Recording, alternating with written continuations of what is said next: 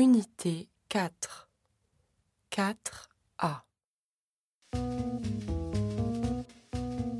Bonjour, chers auditeurs. Notre émission d'aujourd'hui, spéciale mai 68, revient sur ce qui s'est passé dans le monde il y a 40 ans, pendant que Paris vivait un événement historique.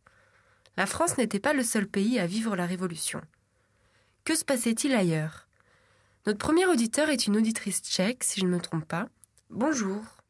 Bonjour. Oui, en effet, je m'appelle Sofia. Je vis en France, mais je suis tchèque. Je vous appelle parce qu'en 68, en Tchécoslovaquie, c'était le printemps de Prague. Alexander Dubček avait installé la liberté de la presse, de la communication et de la circulation.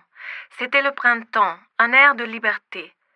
Mais en août, les chars soviétiques ont envahi le pays. Il y a eu beaucoup de morts.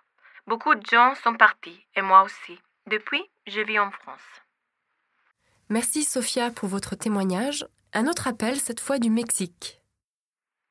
Bonjour, oui, effectivement, je suis mexicain. Je m'appelle Leonardo. En 68, j'étudiais le cinéma à Mexico. Comme les étudiants parisiens, nous occupions les universités et les grandes écoles. Mais comme les Jeux olympiques devaient avoir lieu en octobre, le président Díaz Ordaz a envoyé l'armée pour rétablir l'ordre et en fait, plus de 100 ou 200 étudiants sont morts le 2 octobre. Nous avons raconté ces événements dans des films. Merci Leonardo pour ce témoignage sur les événements du Mexique. Un dernier auditeur ? Allô ? Allô, je vous appelle de Bordeaux.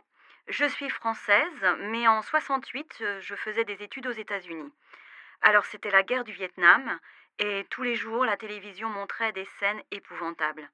Il y avait des milliers de morts, et les gens commençaient à trouver cette guerre inutile et inhumaine.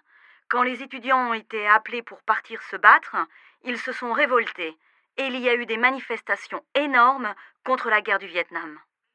Merci pour ce témoignage. Notre émission se termine maintenant. Je vous retrouve demain.